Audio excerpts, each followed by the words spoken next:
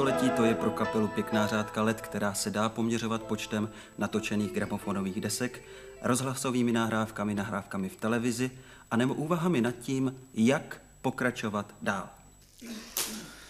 Synkopy mají za sebou premiéru nového komponovaného pořadu Zrcadla, který zároveň nyní natáčíme na gramofonovou desku u firmy Panton.